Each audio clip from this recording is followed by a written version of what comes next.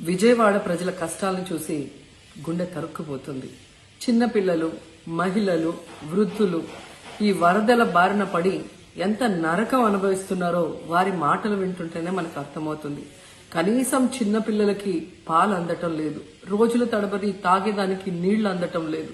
ఈరోజు ఎంతమంది వరదల్లో కొట్టుకుపోయారో అర్థం కాని పరిస్థితుల్లో అందరూ కూడా బాధపడుతూ ఏడుస్తూ ఉన్నారు. నిజంగా ప్రజలు ఇన్ని కష్టాలు పడటానికి, ఇంతమంది ప్రాణాలు పోవటానికి ఈ రాష్ట్ర ప్రభుత్వం కారణం కాదని నేను అడుగుతున్నాను. ముఖ్యంగా మంత్రుల విహారయాత్రలు, హాలిడేస్ ఎంజాయ్ చేయడంలో ఉన్న చిత్తశుద్ధి రాష్ట్ర ప్రజల మీద లేదు అని నేను గట్టిగా చెప్పగలను. ఇదేదో నేను విమర్శించడానికి చెప్పటం లేదు. 28వ తేదీనే 30వ తేదీలో వర్షాలు రాబోతున్నాయని చెప్పి వాతావరణం సమాచారం ఇవ్వటం జరిగింది ప్రభుత్వానికి.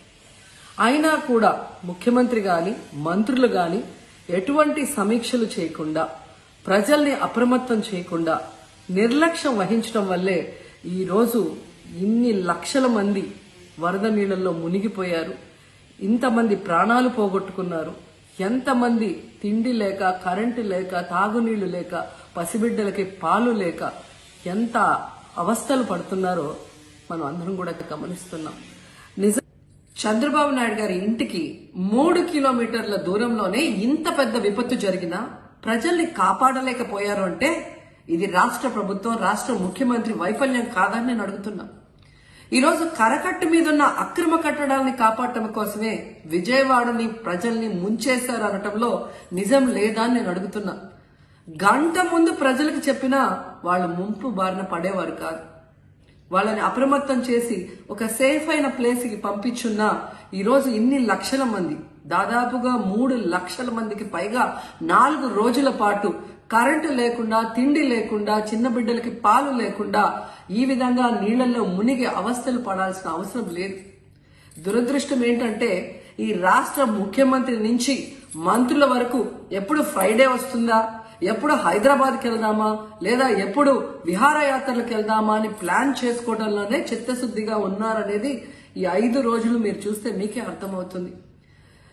30వ తేదీ భారీ వర్షాలు వస్తాయని ముఖ్యమంత్రి గారికి, మంత్రులకి 28వ తేదీనే వాతావరణ శాఖ సమాచారం అందించినా ఎటువంటి సమీక్షలు లేదు, ఎటువంటి ముందస్తు జాగ్రత్తలు లేదు, ప్రజల్ని కాపాడాలన్న చిత్తశుద్ధి లేదు అనేది స్పష్టంగా అర్థమవుతుంది.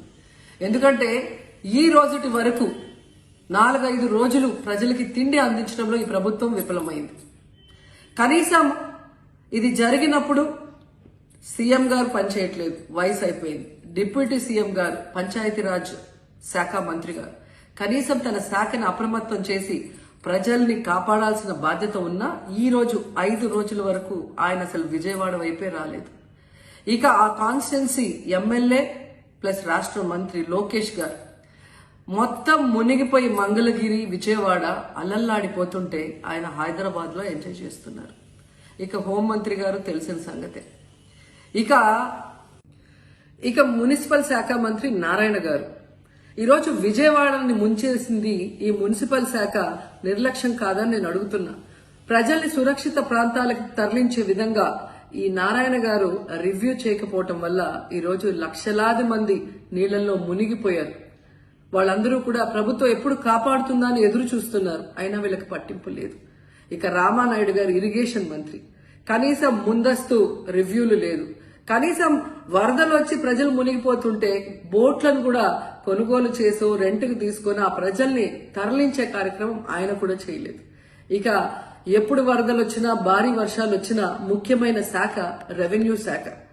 అనగాన సత్యప్రసాద్ గారు ఈయన విహారయాత్రలో ఎంజాయ్ చేస్తున్నాడు. కనీసం పునరావాస కేంద్రాలు ఏర్పాటు చేయాలి, మరి ఆ ప్రజలకి పాలు, తిండి అన్ని అందించాల్సిన బాధ్యత ఉన్నా ఏం పట్టించుకోలేదు.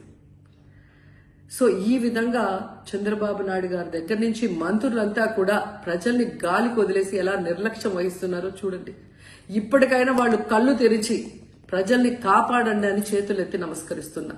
గతంలో జగనన్న ఏ విధంగా వాలంటీర్ వ్యవస్థ ద్వారా, సచివాలయ వ్యవస్థ ద్వారా ప్రజలకి ఏం కావాలన్నా ఇమీడియట్ గా వాళ్ళకి అందుబాటులోకి తీసుకెళ్లటమే కాకుండా ఏదైనా ప్రకృతి వైపరీత్యం వచ్చినప్పుడు వెంటనే వాళ్ళని సురక్షితంగా కాపాడే విధంగా ఈ సచివాలయ వాలంటీర్ వ్యవస్థని ఉపయోగించుకోండి. జగనన్న మీద కక్షతో ఆ వ్యవస్థల్ని నాశనం చేయడం వల్లే ఈ రోజు ప్రజలకు ఎవరు ఏం అందించలేకపోతున్నారని తెలుసుకోండి. అండ్ ఈరోజు జగనన్న విజన్ ఉన్న నాయకుడు, ప్రజల్ని ప్రేమించే నాయకుడని మరోసారి రుజువు చేసుకున్నారు. ఆయన కట్టించిన ప్రొటెక్షన్ వాళ్ళు లేకపోతే ఇంకా 1,50,000 పైగా కుటుంబాలు మునిగిపోయే ప్రమాదం ఉండేది. ఈ రోజు ఆ ప్రాంతమంతా సేఫ్ గా ఉంది విజయవాడలో ఒక సైడ్ అంటే అది జగనన్న ప్రజల పట్ల ఉన్న అభిమానంతో ఆ ప్రొటెక్షన్ వాల్ కట్టించడం అనేది కూడా మనం అందరం గుర్తుంచుకోవాలి.